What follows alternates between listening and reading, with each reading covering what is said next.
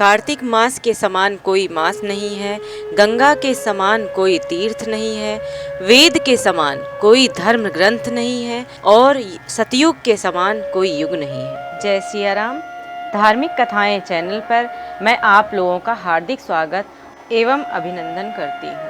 हिंदू धर्म में स्नान, दान, पुण्य, कर्म, धार्मिक अनुष्ठान के लिए कार्तिक मास को बहुत पवित्र महीना माना जाता है। जगत के पालनहार श्री हरि विष्णु को कार्तिक माह बेहद प्रिय है। यह चातुर्मास का चौथा महीना कहलाता है, जिसमें देव उठनी एकादशी पर भगवान विष्णु क्षीर निद्रा से जागते हैं और फिर सारे शुभ कार्यों की भी शुरुआत हो जाती है। इस वर्ष 2022 में कार्तिक माह 10 अक्टूबर से शुरू हो रहा है और इसका समापन 8 नवंबर 2022 को होगा। पौराणिक मान्यताओं में चातुर्मास का सबसे प्रमुख मास होता है कार्तिक मास। कार्तिक मास को ही देवोत्थान एकादशी पर भगवान विष्णु 4 महीने की निद्रा के बाद जागृत होते हैं। इस महीने में भगवान विष्णु के साथ तुलसी माता का पूजन का भी विशेष महत्व माना गया है। इसी महीने में तुलसी और शालिग्राम का विवाह आयोजित होता है। कार्तिक मास में गंगा स्नान, दीपदान, यज्ञ और अनुष्ठान परम फल देने वाले माने गए हैं। इनको करने से आपके कष्ट दूर होने के साथ पुण्य की प्राप्ति होती है और ग्रह दशा भी सुधरती है। कार्तिक मास में ही धनतेरस, दिवाली, छठ और कार्तिक पूर्णिमा जैसे महत्वपूर्ण व्रत त्योहार पड़ते हैं। कार्तिक मास में भगवान विष्णु की पूजा के साथ साथ विष्णु प्रिया तुलसी की भी पूजा करना बहुत अच्छा माना जाता है। इस पूरे महीने में तुलसी के पौधे के नीचे घी का दीपक जलाने की परंपरा है। ऐसा करने से मनुष्य को धन लाभ होता है और आपके घर में माँ लक्ष्मी का वास होता है। कार्तिक पूर्णिमा के दिन शालिग्राम और तुलसी का विवाह करवाया जाता है। कार्तिक मास में पुराणों के अनुसार क्या चीज़ें की जाएं, अगर इनमें से कुछ भी हम अपने जीवन में कर ले जाएं तो इससे सीधे वैष्णव धाम में ही वास मिलता है। वैष्णवों का परम प्रिय मास है कार्तिक मास। पुराणों में भी कहा गया है, कार्तिक मास के समान कोई मास नहीं है, गंगा के समान कोई तीर्थ नहीं है, वेद के समान ऐसा कोई ग्रंथ नहीं है और सतयुग के समान कोई युग नहीं है।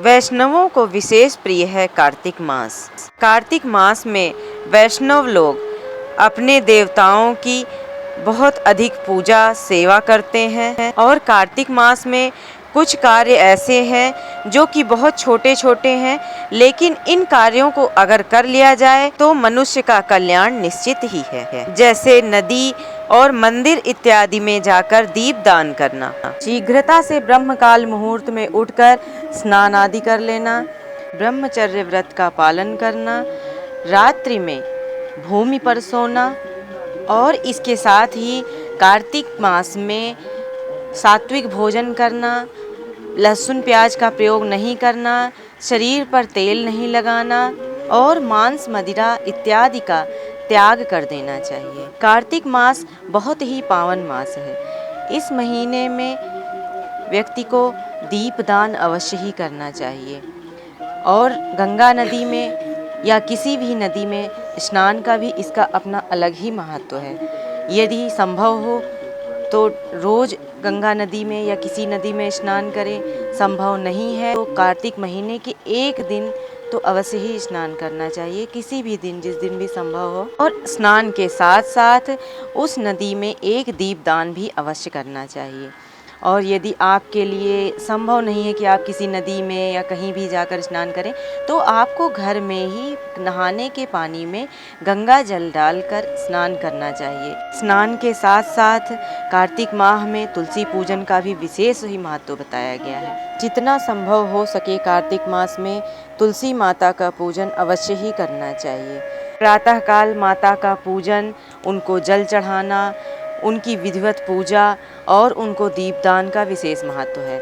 और इसके अलावा संध्याकालीन को सिर्फ मात्र दीपदान कर देने से मनुष्य पुण्य का भागी बनता है, क्योंकि तुलसी को विष्णु प्रिया कहा गया है। यह भगवान को अति प्रिय है। जो भी इनका पूजन करता है, इनको जल चढ़ाता है, इनको दीप दान करता है, भगवान विष्णु की विशेष कृपा दृष्टि अपने उस भक्त पर अवश्य ही बनती है। इसलिए मनुष्यों को जितना हो सके तुलसी का पूजन करना चाहिए, तुलसी को दीप दान करना चाहिए और यदि संभव हो तो तुलसी विवाह का प्रसंग भी अपने घर पर अवश्य रखना चाहिए। यदि हम नहीं कर सकते तो जहाँ कहीं भी मंदिरों में या जहाँ कहीं भी तुलसी विवाह का कार्यक्रम हो रहा हो वहाँ सम्मिलित अवश्य होना चाहिए। पुराणों के अनुसार कार्तिक मास में कई प्रकार की दालों का सेवन नहीं करना चाहिए। कई दाल ऐसी होती हैं जिनका हमें परित्याग करने देना चाहिए। कार्तिक मास मनुष्यों के लिए मोक्ष का द्वार है। इस माह में जितना हो सके अपने गुरु के द्वारा दिए गए मंत्रों का जाप करें, श्री गोविंद का जाप करें, श्री कृष्ण के नाम का जप करें। जो भी हो सके जिस भी देवता का नाम लेके इस महीने में भगवान नाम का जप, कीर्तन और कार्तिक महात्म्य कथा, भगवान विष्णु कथा, सत्यनारायण, जो भी हो सके जितना हो सके उतना भगवान नाम का सुमिरन अवश्य ही करना चाहिए। इस मास की अधिष्ठात्री देवी राधा रानी है और इस मास में जो श्यामा श्याम का पूजन करते हैं, उनका सेवन करते हैं, सर्वेश्वरी राधा रानी उनके ऊपर अकारण ही कृपा दृष्टि बरसाती हैं, उनके ऊपर कृपा करके उनको गोलोक प्रदान करती हैं। इसमें जरा सा भी संशय नहीं है। यह धर्म पुराण की बातें हैं, यह पुराणों में लिखा हुआ है। तो कार्तिक मास में जितना हो सके उतना भगवान का भजन करें, भगवान नाम का सुमिरन करें और कथा अवश्य ही सुननी चाहिए सभी मनुष्यों को कार्तिक माह में। और दीप दान का भी विशेष महत्व है। तो इस प्रकार से एक महीने कार्तिक मास में सभी मनुष्यों को इन नियमों का पालन अवश्य करना चाहिए और विशेषकर भगवान का भजन तो अवश्य ही करना चाहिए। यह सब कार्य शरद पूर्णिमा के दिन से ही मनुष्य को शुरू कर देना चाहिए। आशा करती हूँ आप लोगों को मेरी यह वीडियो अवश्य ही पसंद आई होगी और कार्तिक मास की ऐसी विशेष वीडियोस देखने के लिए कृपया मेरे चैनल को सब्सक्राइब करें और बेल आइकन को भी प्रेस कर दें ताकि मेरी वीडियोस के नोटिफिकेशन आप लोगों तक पहुंच जाएं। और वीडियो पसंद आई हो तो लाइक करें और कमेंट बॉक्स में भगवान श्री हरि का नाम अवश्य लें। धन्यवाद।